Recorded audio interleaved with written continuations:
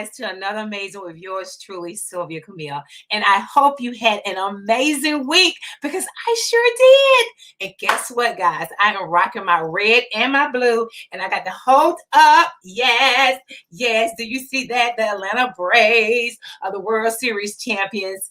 And there's a history behind this towel that I'm holding up, guys. You know, I lost my father in February 2022. It's going to be 5 years, and he was a Braves fan. He used to take us to the Braves games. So I'm like, Daddy, your Braves finally did it. I hate he wasn't here to see it, but from heaven he did. And I'm rocking. I've been rocking all weekend long. Wherever I go, I take his towel. But guys, I have a special treat for you tonight with my guest. But before I bring him into the room, I've got to give you the word of the week. And the word of the week is urge. And it's kits to urge. The reason why the word of the week is urge. But let me give you the definition of urge. Okay, first of all, the verb form of urge means earnestly or persistently to persuade someone to do something. Okay, you might have an urge to make somebody, okay, an urge to hit yourself or tell somebody to do something. Okay, that's the action verb. Then the noun definition of urge is a strong desire or impulse. So, it's something like Sylvia Camille, our mantra here is to live your dream, okay? Because, I'm a dreamer. You know what my biggest dream was? To go to Hollywood and be a famous star. So I had a strong desire and an impulse to pursue that. And I'm doing it now with my Sunday Night Live. So my special guest tonight, guys, he wrote a movie. He produced a movie. And guess what the name of it is? Urge. So that's our word of the week. So without further ado, I want to bring into the room, y'all, Peter McNeil. And he's going to tell us all about urge. Mm-hmm. Hey, Peter. Hey, Sylvia. How you doing, girl? I'm doing well. How are you? I'm blessed. I'm happy. I'm just excited by everything that's going on in our lives and Well, whatnot. So I am thank you for having me. Oh, thank you for being my guest and saying yes. I love it. So Peter, we're gonna jump right on in. First of all, I want you to tell everyone where you're located, guys. This is my first guest that is not in the ATL with me. So tell everybody where you're from. I'm originally from Brooklyn, New York, but my family and we moved to Charlotte, North Carolina in 2002, and that's where we at now. All right. Yes, In Charlotte. Okay, not too too far from the ATL. That's right. Not too far from the ATL. He has something exciting that's going to be happening in the ATL very soon. We're going to tell you all about it. Mm-hmm. So, Peter, I have to ask you, okay, you have produced a movie. Mm-hmm. So let's go back. The 10-year-old Peter, is that something that you always aspired to do? Or were you in theater in school? What brought you to this? Man. To writing, to creating. Mm-hmm. Oh, my goodness. I don't know. I always enjoy watching films, and it could go back to the 60s, to the sci-fi. I love sci-fi. Mm-hmm. I love all the black films, but back in the 70s. It just I guess over years I just love movies because that's what that was my escape. Okay. It didn't matter really what genre. Mm-hmm. Star Wars, drama. I just enjoyed it. I just enjoy watching films, and I did not know I wanted to become a filmmaker until I guess I don't want to jump too far, but in '97. So yeah, it was just something that I guess I just enjoyed doing.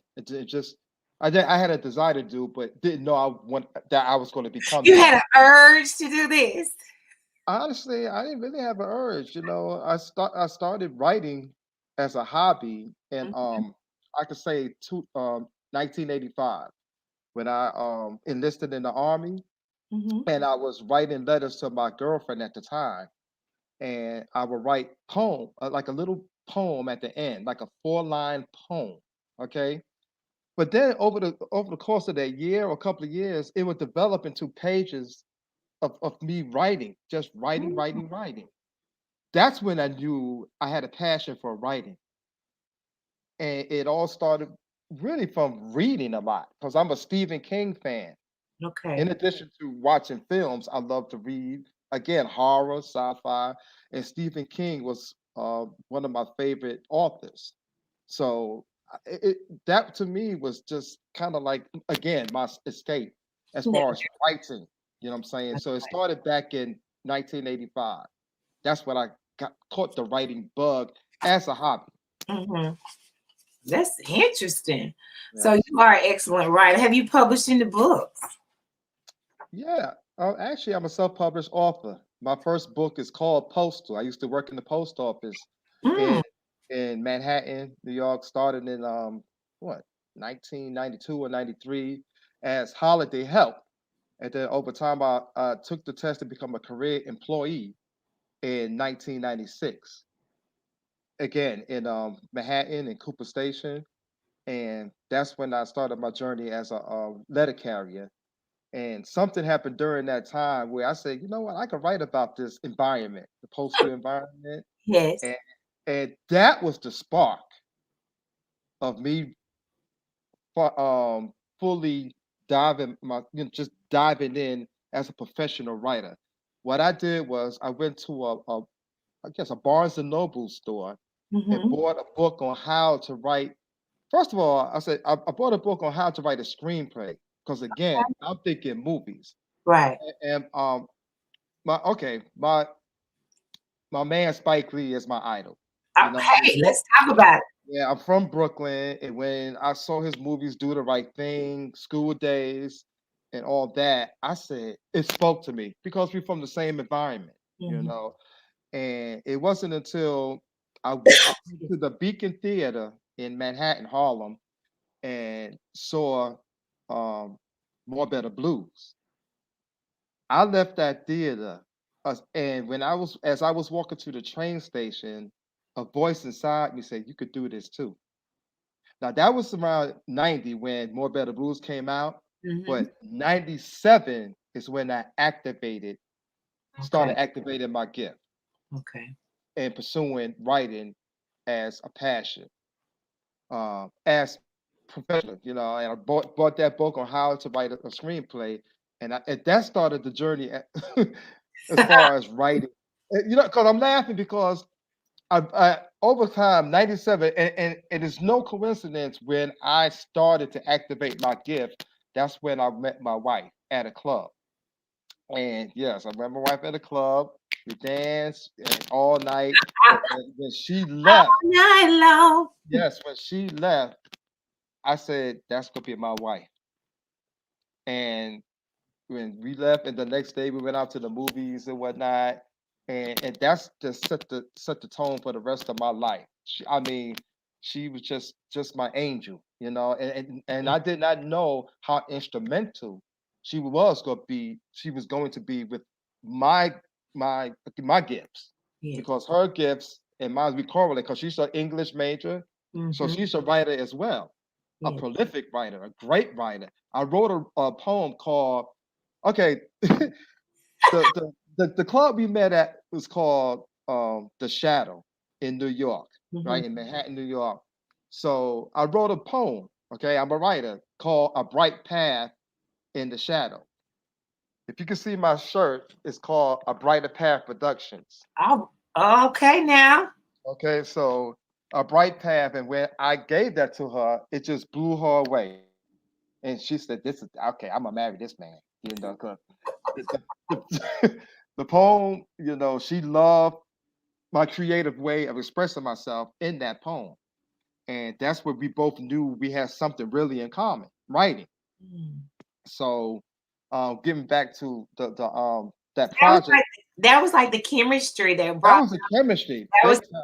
yes. So getting back to the I call it the postal a project because it went through so many manifestations. Mm. And I don't want to get too ahead because I know you probably got a lot of questions. That's okay. It's this is your interview. Okay, do you want me to just go? You can drive it, and I would Okay, interject because I have some specific questions. But no, okay, it's all about you are the guest tonight. okay. So I'm just gonna stick with postal. So it started off as a screenplay. Mm-hmm. And I started it, writing it, enjoying my wife. We got married in '99, had kids, and in 2002 we moved down here. I was still pretty much wrapping up Postal as a screenplay. So I finished it off. It was like 600 pages of screenplay. So yeah, it was big. So I sent it to this my brother, God bless him, Kevin. He knew our editor. Sent it to the editor. She said she loved it, but she said it was too big to be shopping it around. She Mm-hmm. should flip it into a book. The moment she said that, it's like a light bulb just went off.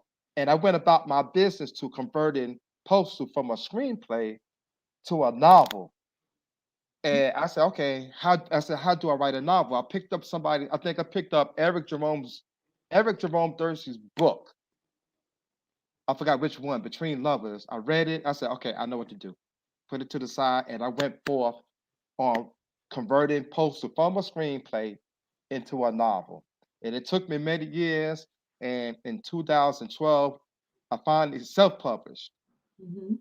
And me and my wife, we went about the country just promoting and advertising and selling that book from 2012 to 2015. And I'm just going to leave it right there. So, yeah, that was my first book. But that's awesome. Yes. Yes. That's awesome. And I love the fact that, see, I love the fact that you took the positiveness out of, she was like, okay, this is too hard for me to shop around. But that person spoke to you and gave you another idea. And sometimes in life, when we Mm-hmm. first hear the first no, we stop. Yes. And you did. Yes. Mm-mm. That's a nugget for anyone who's listening right now. It better be a huge nugget, It, because it could have been intimidating. Because I spent 4 years or something writing that 600 page exactly. screenplay, and for somebody to tell me to convert it into book, I could have, like you said, like but it's just like it was no hesitation. It's like God said, "No, that's the way. That's the route you're going to go," and Yeah. that's exactly what I did. And for you to accomplish that, that lets you know that you could do more. You could Yes. do more. Oh, Yeah. okay. That's our first nugget, guys, tonight. Mhm. Just Yeah. because someone tells you no, or they give you another idea, go run with it because you don't know where that might lead you to. You never know. You never know. Oh, that's good And, stuff. and, and it felt good. You know what I'm saying?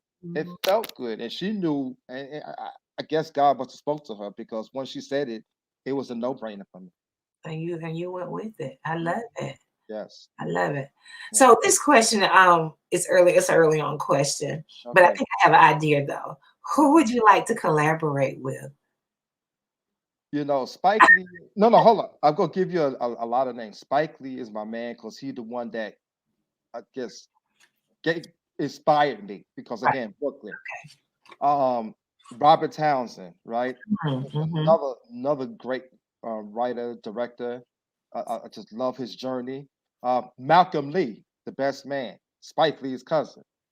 Oh my God, that he when we went to the movies, my wife and I and another couple went to see the best man. I said that gave me confirmation. I said I want my characters looking Mm, like that. Black, intelligent. Not the caricature that you right. see, or the stereotype typical images you see. I said, that's what I want. That's exactly how I'm going to write it. I knew that.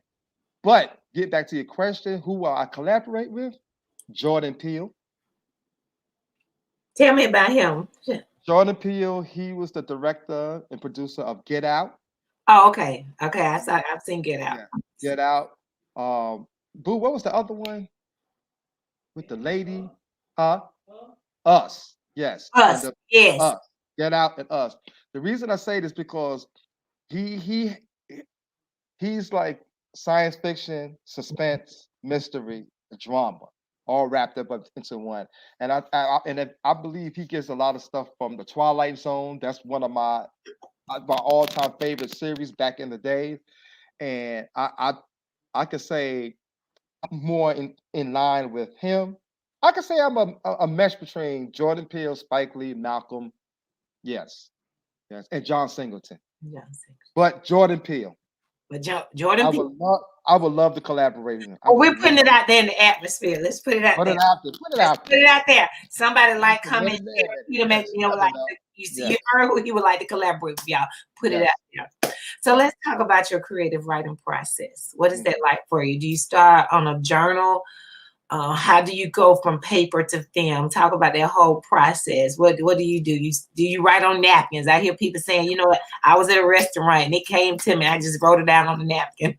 So what do you do, Peter? You see this? Oh. I write all the time. Whatever thought that comes in my head, I jot it down in my little pad Mhm, here, just so I can remember it because thoughts could come in and they could go. You know what I'm saying? mhm, And when I get certain ideas and thoughts, I say, "Oh God, I need to write it down." So I always get whatever. I had so many of these in my years, filled them up, and what I still got some that I'm holding on to, mhm. for my next projects. Okay, but I'll write them down. And if it's okay with postal, I will write it down. I'll outline everything and Okay. just dive deep into it. And in a perfect world, it'd be nice to get up in the morning if you didn't have to go to work and just write in a perfect world. And you have all the time, you didn't have no kids, you had all the time in the world, you could do that. But this is reality. You know what I'm saying? I had a wife, I had children and all that. You get it, you fit it in. When I was writing postal, I'm living in New York. I would get up, have my big old pad, writing pad, notebook, and on the train, I'll be writing. Mhm. Okay. When I get to the post office, I do my job. When I come back from delivering mail, I go to the locker room and I'm writing until it's time for me to clock out. I did that for years. Fast forward, moving down here, and I resigned from the post office. I work in multiple jobs, and I would find a way to write. And there are times when I would get up early in the morning Mhm. and write. And right, I will find a way to get it in. I'm taking my daughter to cheerleading practice or dance, or my sons to football. I carry my notebook because I'm finishing up um, writing. So that's how I was getting in, and it took many years to get to where I'm at. You talk about from '97 when I first started, when I had hair, what I'm saying, no children and whatnot, to where I'm at now, 23, 24, 25 years later, to right where I'm at. And I never gave up. And the process was I just getting in when I fit in. Mhm. And the morning times is always the best time because that's when you wake up and God is talking to you. And that's when everything comes. Everything is quiet. So God is talking to you. Okay, you need to start writing. This is how you're gonna do this. So yeah. What at least listen to what advice would you give any independent writer or new film writer, producer, mover? What advice would you give them? Write what you know. Mm. Write what you know, what you experience, you know, because and yeah, because that's what I did. I worked for the post office. That's what I knew, and Yeah. that's what I wrote. That was the element. But I incorporated a lot of my personal situations, and also I'm a great observer. So I observe other people's situations, and like, oh man, that's what that person going through, and I would probably take that story and switch it up. It's so many ways. So what I would say is write what you know, especially if it's something personal. Write what you know, and whether it's in screenplay format or in a book, whatever. Write what you know, and once you realize, okay, all right, this is good. Go over it, rewrite it, have an editor, give it to people so they can read it, so they can give you constructive criticism, Mhm. and continue perfecting your gift. Because we all got a gift, but a lot of times we don't perfect it. And Yeah. sometimes I could be stubborn, you know what I'm saying? And we think, oh yeah, I got this, I'm doing, yeah, but we need structure. And Yeah. that's where my wife comes in, you Mm. know. And my wife is not a yes person. She'll knows if everything is great or something needs to be changed, you know. good. and they, she had to bust through my stubbornness, But get back to your question. What advice? Write what you know, and if you're a content creator, own your stuff, Mm, own your content. on your We're in an age where it's imperative that you own your content. You know, Tyler is the perfect example. You know what I'm saying, of owning your own content. Issa Rae, you know, Mhm.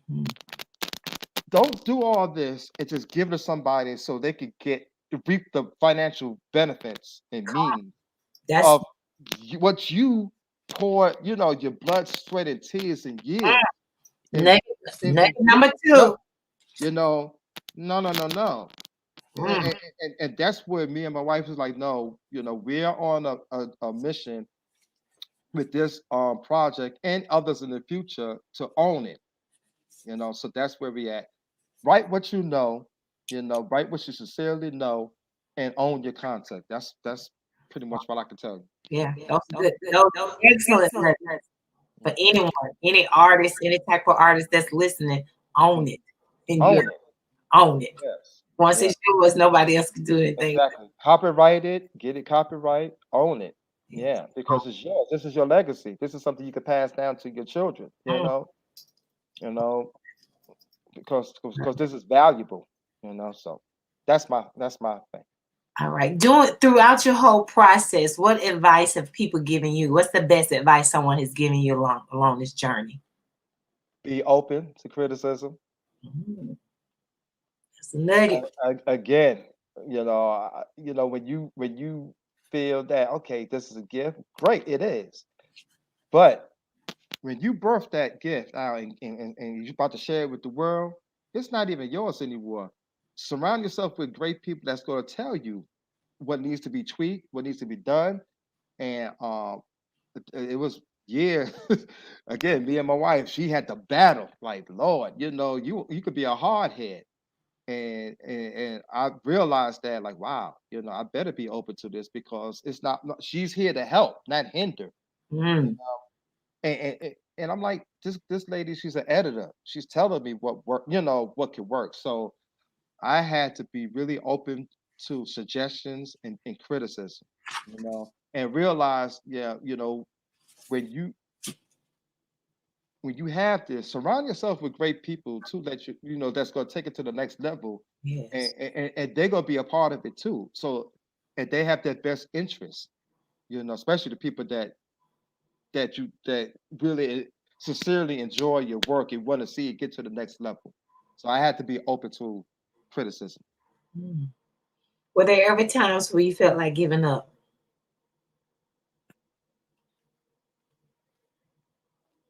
No, no. Good. I had to overcome a lot of hurdles, a lot Mm, of obstacles, but giving up was not one of them. that's awesome. Giving up was not one of them. When I was in the process of converting Postal into the book, and I was still excited about that journey. And during that journey, I came across the next story, which was Urge. So I was already outlining Urge as a book while I was still doing Postal. You know what I'm saying? So I was still excited. I never gave up. I just had to get out of my own way. Mm. Say I that. had Oh, Peter, you about to. wait, hey, I had to get out of my own way, and we'll talk about that as you ask me, more, questions as we get deeper into this interview. I Oh, had to get good. out my own way because sometimes I now I know why, but before I was like, why is Postal taking so long to get out there? Because I knew Postal was something. I can't wait for us to get to that project and film it because it's gonna be good. It's gonna be really good. It's gonna be really good. A lot of people who read the book love it. Can't they can't wait to see it on the film. And we was, yeah. I'm not gonna go any deeper. I want you to ask your questions, but I'm still was excited as I was in '97 right now about where I'm going in life as a writer. So it took many years. If if God gave me my journey in the book and said, this is what you're gonna go through. Because I'm thinking in 97, okay, it's gonna take me a few years before I become famous. Mm. 97, 98, 99, 2001, give it 2, 3 to 5 years and I'm gonna be up there. Nah. If I would have saw all the stuff that I was gonna go through, I probably would have been scared and would not have walked that journey. But being that I didn't know, I was still excited and I walked that journey and had to go through fire because to become the person that I am. Because I'm not the same person I was when I first started. And I couldn't be. You know what I'm saying? Because there was a lot of changes that I had to really change in myself to become the person that I am now. For God to bless us and bless me, um, to become a blessing to others along the way right now. You Mm. know. Lord. That's Did deep. that did that did that sound good? Did that That's sound a testimony. That's a okay? testimony. Because Yeah. so many times, like they say, the overnight success story, people want it right Yes. then. We want the Yes. microwave. It's Mm-hmm. not that. We have to walk the path and the journey so we can Yes. appreciate it too. Mm-hmm. So it's God's time and not our time. Yes, it's not our time. It's always in God's time because He had to work on me. He had to work on me bad. You know what I'm saying? Yeah, I was a good person. Yeah, Pete, oh, he's cool, Pete. People didn't know what I was going through. You know what Mm, I'm saying? yeah. People don't know what, oh, Pete got this beautiful wife, beautiful children. He's working, got to go. No. And we'll talk more about that, as we get through Peter this. said no. Yeah, No. no. You just don't know what I was going through. And It's, you just never judge a book by your cover. A lot of people may be smiling, but. that's true. That's true. They're fighting. They fight. Yes, yes. But throughout this journey, what has been your favorite part? You're still on the journey, we always, but to the point you are now. My That's favorite part of doing oh, it with my wife, doing it with my children. that's beautiful. Yeah. And enjoying life along the way. Mm, Yes, just collaborate with my wife because we're doing this together from day one. You know, it's been a long journey. She dealt with a lot of stuff some of the baggage that I had, and we growing together, learning about ourselves, learning that we could work well together. We work great together, good. um, and learning about the industry that we're really embarking into right now. So Yeah, yeah, because yeah, you all really are. I mean, that's yeah, amazing. And yeah. that's a blessing from it. So Hmm. I have to ask you, what is your greatest reward then? Other than having the collaboration with your wife, she's standing here side by side with you going through this journey. What other rewards do you feel when you look at the trailer for Urge? And guys, you all are gonna see the trailer for Urge, and we're gonna talk about Urge and where did that come from. But what is your greatest reward? What do you feel from all of this? Man. I'm laughing because I think I am so laser focused on the end goal Mhm. that sometimes, people ask me, when I had put my poster in the glass case at the theater, and when I put it on Facebook and Instagram, people ask me, "How did you feel?" And I had to take a moment. It's like, wow, this feels good because this is what I've been dreaming for since '97. From when I started writing. Oh, really fat when I saw More Better Blues up until '97 when I started writing. To when I saw The Best Man, I said my poster is going to be in the theater. When I would walk past the AMC theaters, and I always look at the theater, I said my poster is going to be in the theater. And just for this past weekend to be in the Arsley Grand Cinema Theater, my poster that was like a little milestone. My movie is going to be shown in a theater. That was a milestone. Like, wow, like we really did this.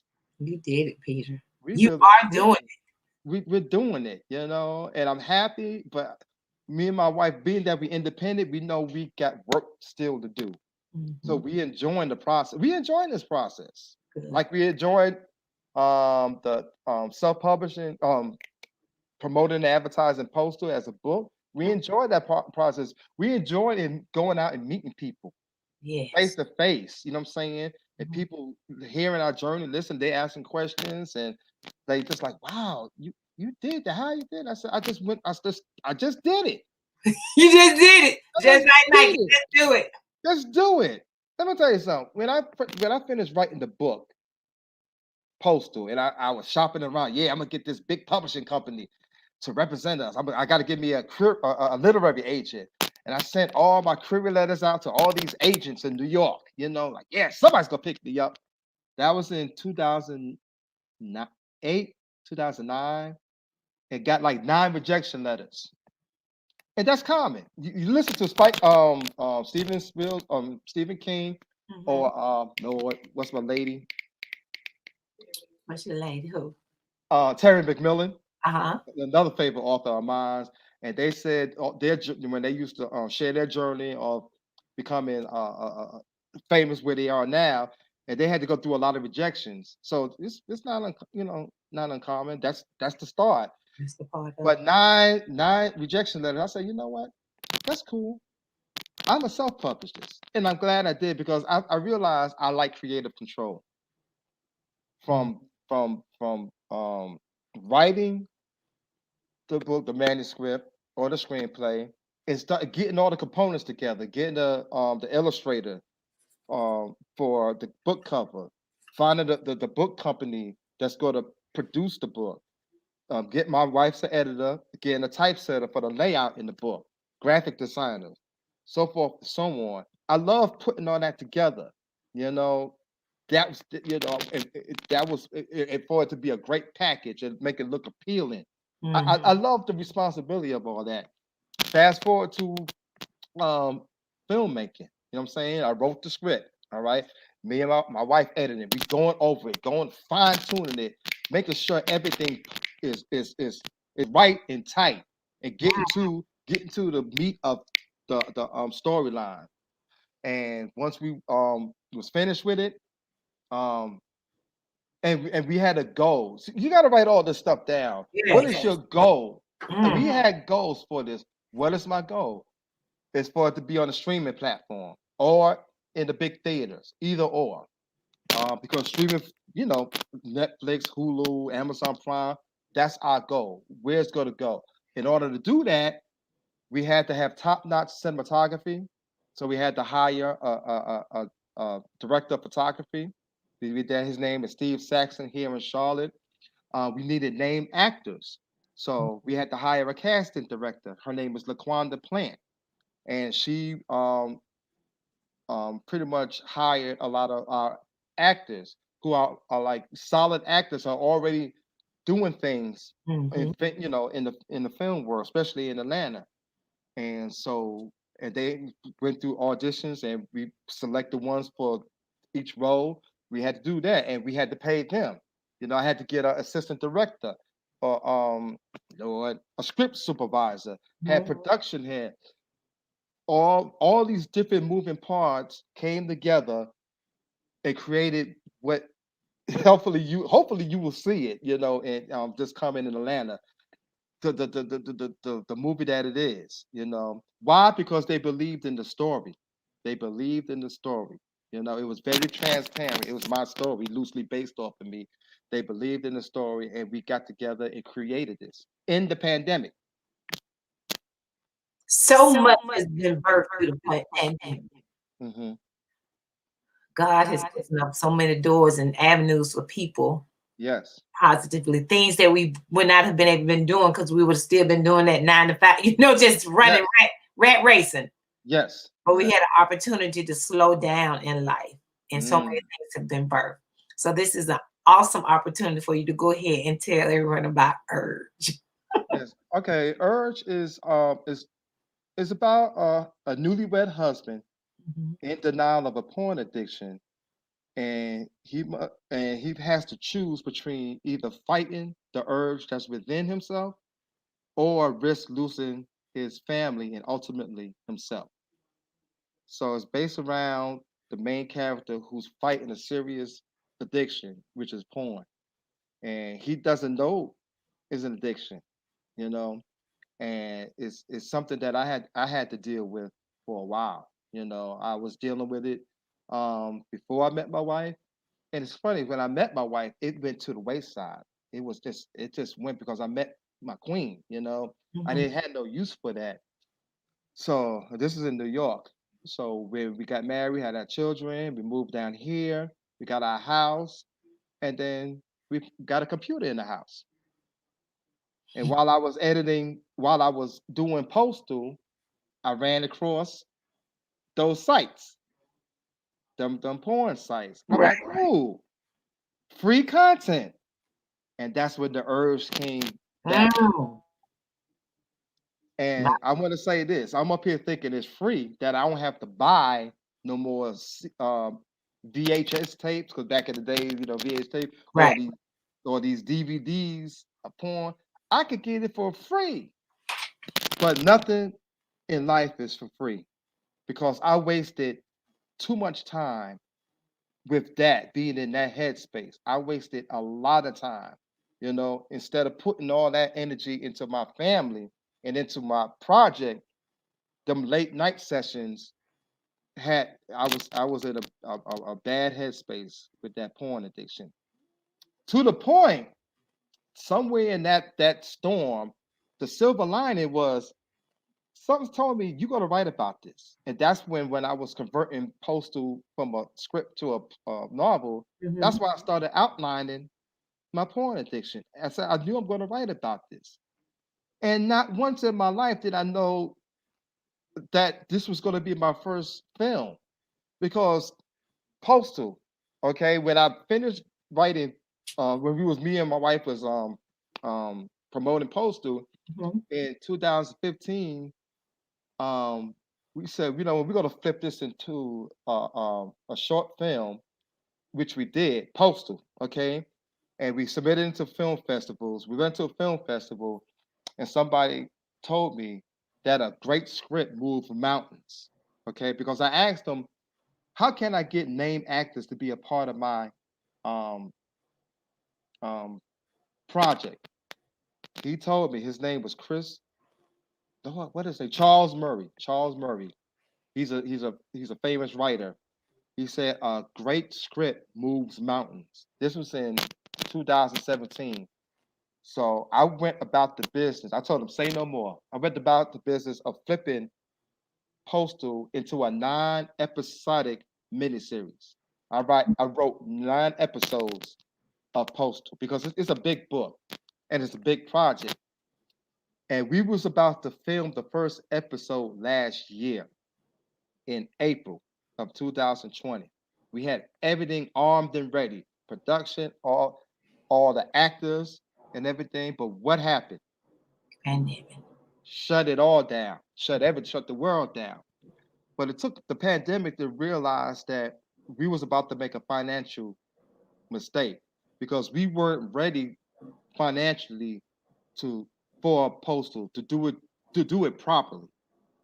We really did. It felt forced, because it's funny, because I felt the weight off my soul. It just lifted off my shoulders. Mm. The moment I told everybody we had to shut it down. When bits of this country was shutting down and it came down here, we had no choice. We had to shut it down. We had to think about everybody's health. And it just felt like a huge weight lifted off my shoulders. And I told my wife, I was like, man, we was about to do a financial mistake, because I'm a big component about owning stuff. And we was about to pour all our money. We refinanced our house for to have the financial means to film the episode. But Right. we was only going to film 1 episode. We didn't have the rest of the money to film everything else. And we would have been shopping that 1 episode around, but they probably wouldn't see everything else. And it was like, oh my God, we was doing everything backwards. So I felt really bad. I felt really, really bad. I was like, man, boo, I'm so sorry. It took the pandemic for me to realize, again, stubbornness. So um, I said, boo, I got on a Zoom with our casting director, and she said, I told you, you being stubborn. She said, why don't you do a feature film? And at first I brushed her off, but then like a few days later, I said, you know what, that's not a bad idea. And then I came to my wife, I said, Boo, what should I do? She said, talk to God. I went to sleep. That next morning I woke up and I said, you know what? That urge that I was writing, because Mm. I was halfway finished with Urge as a book. I said, I'm gonna finish that as a screenplay. And that was in like late April, and got about the business of doing it. And everything that felt so like kind of not right with Postal, Everything felt, everything felt good with Urge. yes. Because when I finished it, my wife and I went over it. And then, and let me tell you something, when she read the script, that's when she realized how how the how damaging that urge was, that addiction was. She didn't realize it during the course of our relationship. That's when she read the script. That's when she realized, oh my God, I didn't know you was going through all this, or you was battling this like to this degree. Right. I was like, yeah, Peter, how yeah. did you come out of that? I had to. You know what I'm saying? I had to come out that. That was like the late 2000s. That's when I had to talk with God. That's because I had enough. I was sick and tired of being sick and tired. Couldn't wait for my wife to leave my house so I could get into my computer room to do my sessions. And I'm up here peeking out the window, hoping nobody would come home until I finished my sessions. You know what I'm saying? Mm-hmm. I Yeah. was sick and tired. It got to a point. Even my favorite porn actresses wasn't doing it enough. All that craving wasn't doing it. And I was like, what am I doing? You know what I'm saying? So I had a long talk with God. I said, I gotta make a change and change quick. So when I was making that change, that urge would pop up, but like, I'm not through with you yet. I want to bring you back down here so you could be in shame and misery and all that. I don't want that greatest version of you to come out. I don't want you sharing no testimony. I want you to be over here being creeping, doing all that. That's where I came up with the title Urge. Because that urge is a mother. And it doesn't apply, I don't have to apply with porn. It could be applied with any kind of Yeah, urge, yeah. any kind of addiction, I said in my head, I said it's not just porn, honey. People got urges. They do everything. It's anything. drugs, alcohol, That social desire. media. What did I say? It's The a urge desire. is the desire. You It's a desire. desire. It's a desire. Yeah, too much of anything makes you an addict. That's Yeah. Greg Nice from Nice and Smooth. Mm, mm, And I was like, I can't no more. So when I started writing that, it was such a release, yes. release. So I gave it to my DP, Steve Saxon, the director of photography. I gave it to my casting director. She gave it out to all the actors. Everything started coming. Everything started coming, and we started filming this past April. And we was in the midst of probably still are this pandemic. Right. And mind you, we had our pet COVID-19 protocols prior to filming. We had to set that was like priority.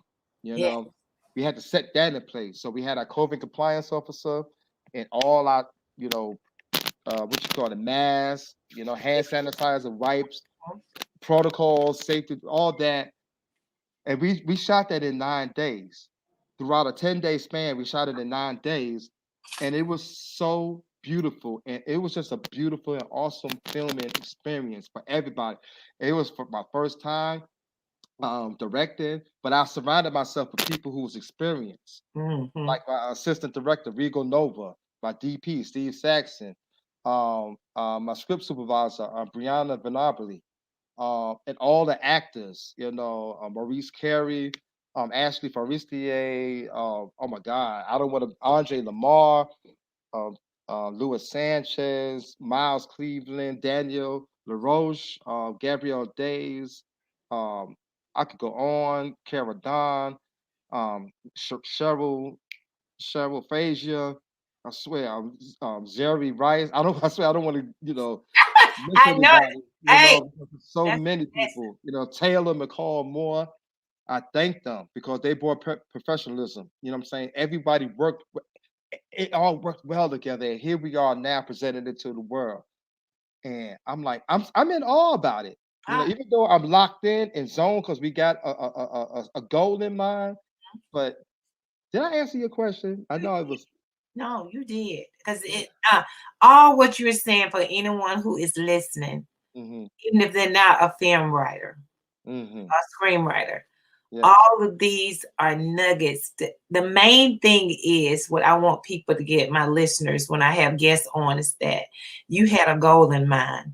Yes. You believed in yourself. Hmm. God was with you throughout the process, and you didn't never give up. Didn't give up. So Didn't give. in life, that's what my message, what I want people to know when I say, what is your biggest dream? What is out there? As long as you have breath in your life and Yeah. whatever your heart desires, you can do it. You could do it. Peter, you are so you this is a transparent piece. I see why you said this is, I mean, It for is. you to, and what I love about your story is that people, if you study people who have done things and accomplished things, it always channels back to whatever their gift is targeted as something very personal in their life that they've experienced. Either they had to go through, and because let's say God can't do nothing with nobody who's perfect. At all. At all. We have to have a flaw. Everybody Hmm. has some type of flaw. Yes. But what makes you different is you've taken that flaw, you shared it to the world with your gift, and you're Yeah. not ashamed of it. Can't be. You can't be. I remember one of my friends when I shared what the storyline for this next project was, and I told him, and I remember him telling me, asking me, "Are you ashamed about it?" And I was like, "No, because somebody needs to hear this. Mhm. You know, hopefully this can help somebody." Yes. We just had a screening here in Charlotte, 3 day screening of Herbs, sold out, fantastic. Amen. It touched people's lives. We had a few men that confessed. That was me up there. Thank you for writing this story because that was me. And I swear it took them a while to get. And these are people in married, Mm, okay. right. And thank God for our spouses who were our supporters. Going through with us, Yeah. going through this journey or turbulent time within ourselves. Mm, Just to see us come out of it. yeah. I knew. I said, "We got this. This is going to touch people's lives. Yeah. This I is don't know if you remember, I'm sorry to interrupt you, no, no, no, fine. You good. that Kirk Franklin Mhm. years Yeah. ago when he was on Oprah, Hmm. he talked about it. So you need to drop some in his DM. Yeah. I popped out. People say that. I say it'll probably get to him, but um, Kirk Franklin was one of the persons, one of a few. Terry Crews, um, that told me that okay, this story needs to be out there.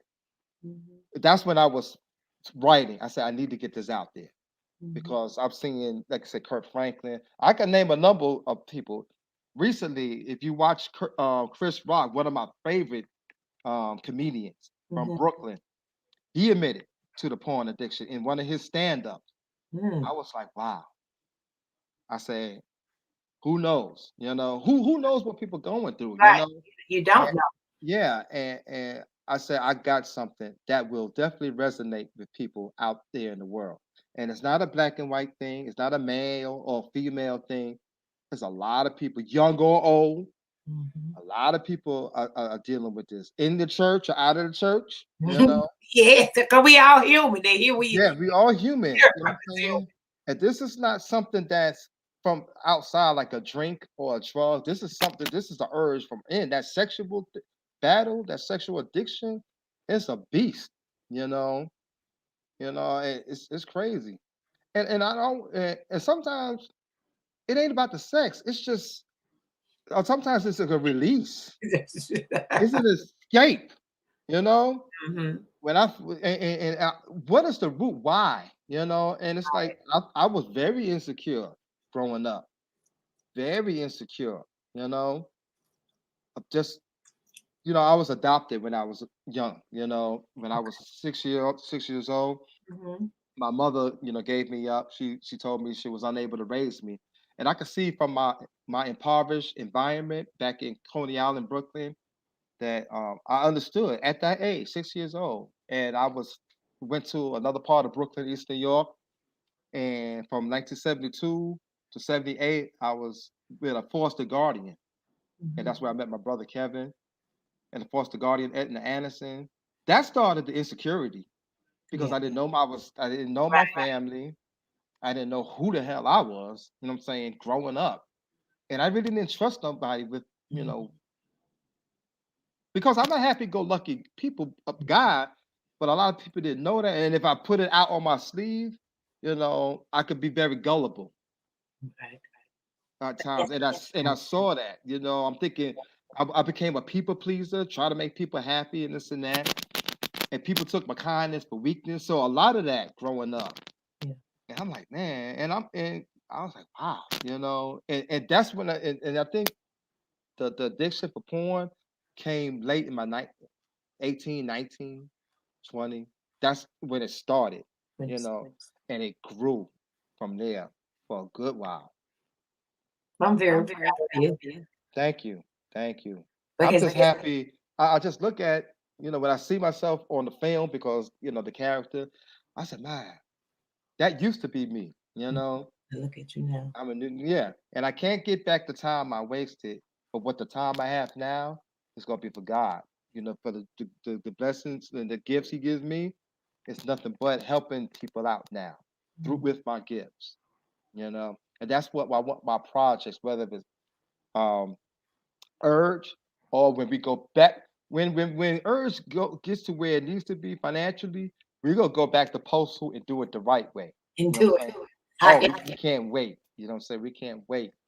So yeah, I just want to, and I got energy. I'm so happy. You know what I'm saying? yes. There's no more urge in me anymore. It's I see it. gone. I see it.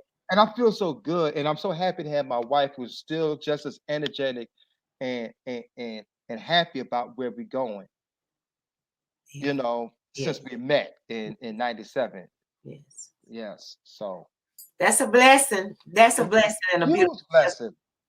blessing Huge and a blessing. testimony. Yes. Now I have to ask you this before, Ask me. Ask me. because we almost winding down. Yes.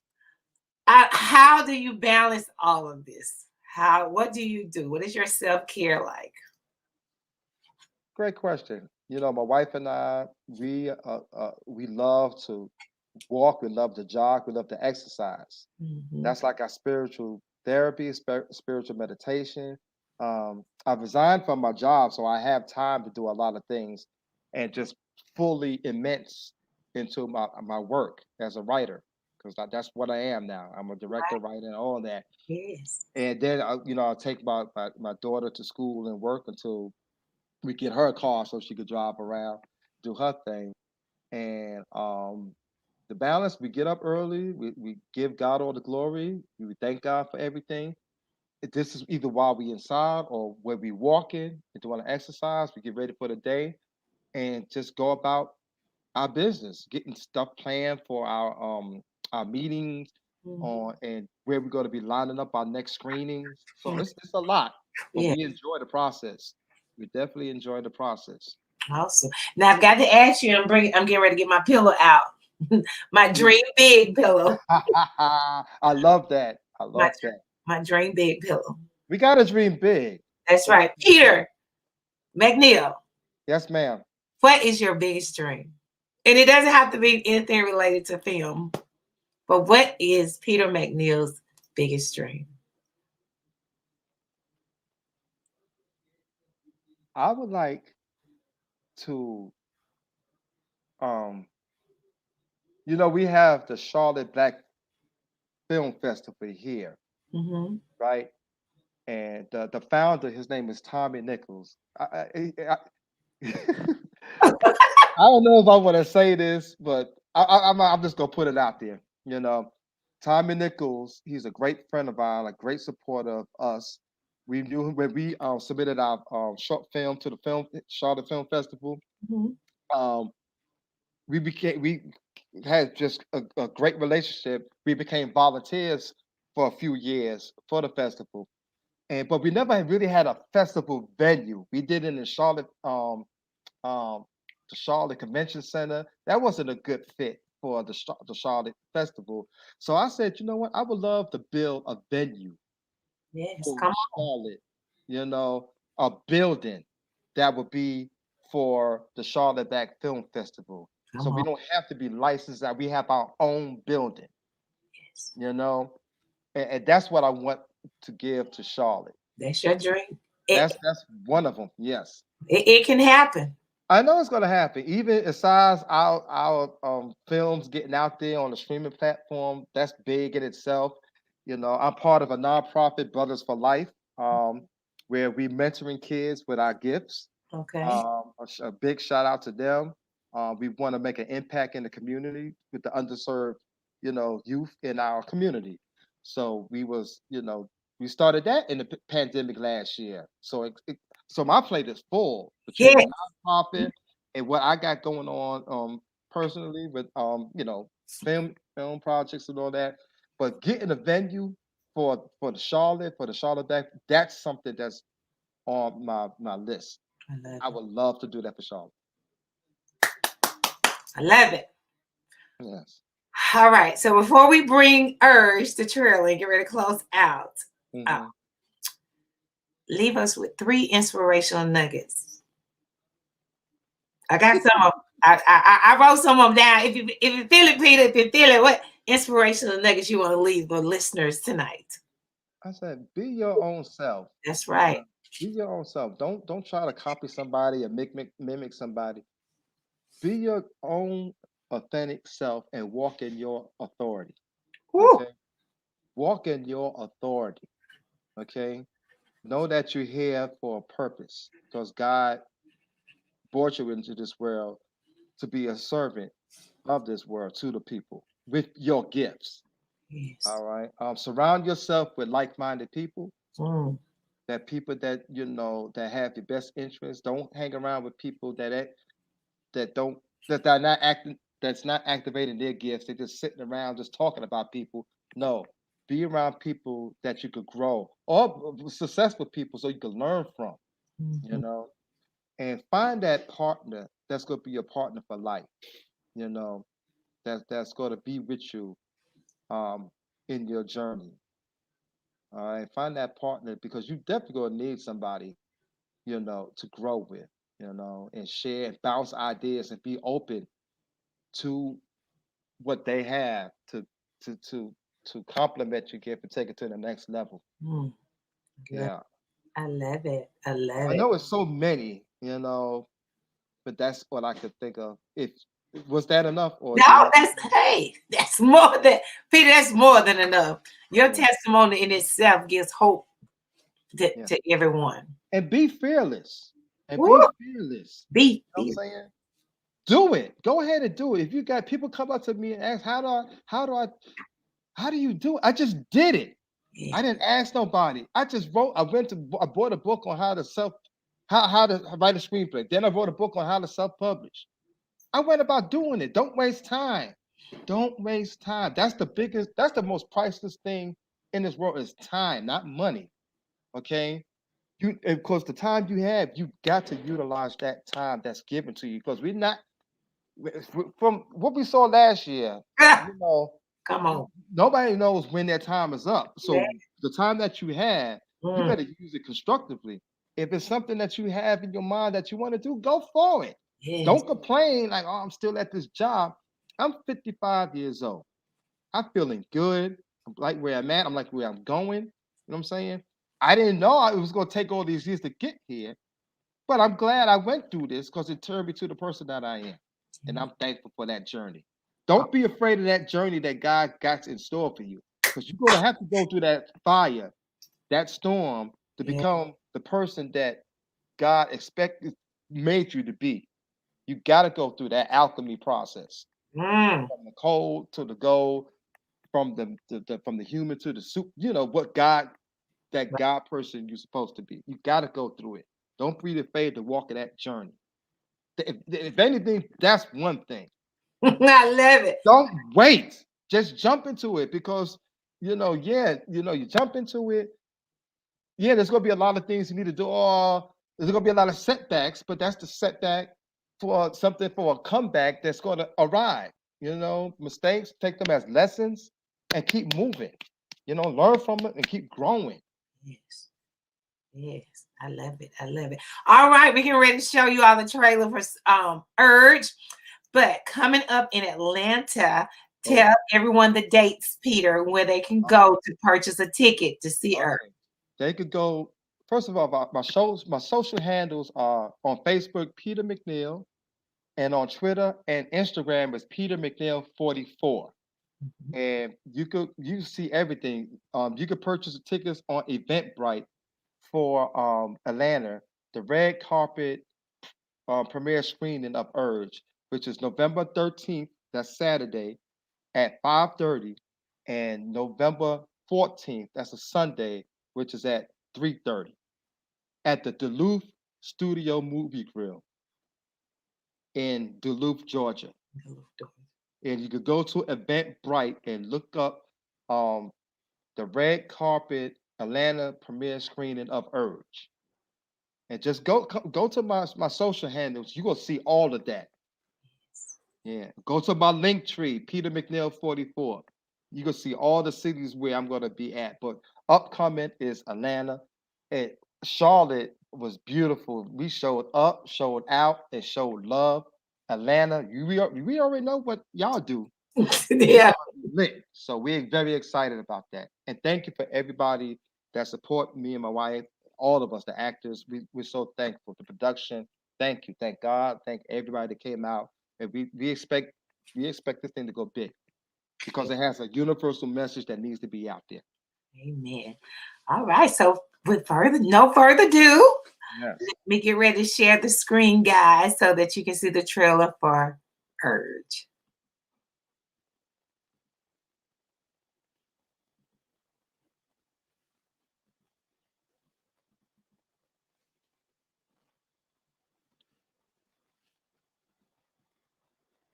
You know what? Mention Eartha Kitt's name one more time, and I'm gonna choke the mess out of you. We could not have asked for a better day. Beautiful weather, beautiful ceremony, beautiful wife. I'm really digging this role playing thing you're doing. I commend you. It's noble what you're doing for these kids, especially for somebody your age. We sat right there on that couch just last year and had this conversation already. Were you not listening? But you know I'm already married, right? Best I can do is Francis. When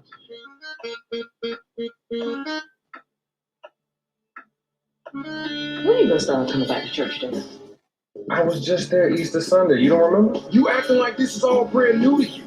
My name is James Richards.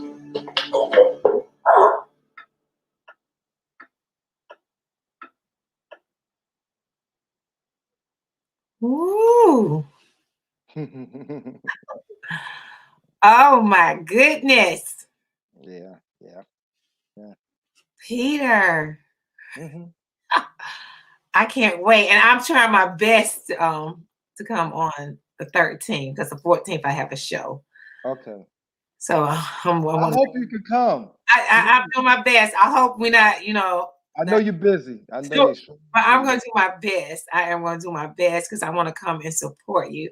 And I want to thank you so much for spending this time with me with Sunday Night Live and being a guest on my show. All And right. Thank just, you.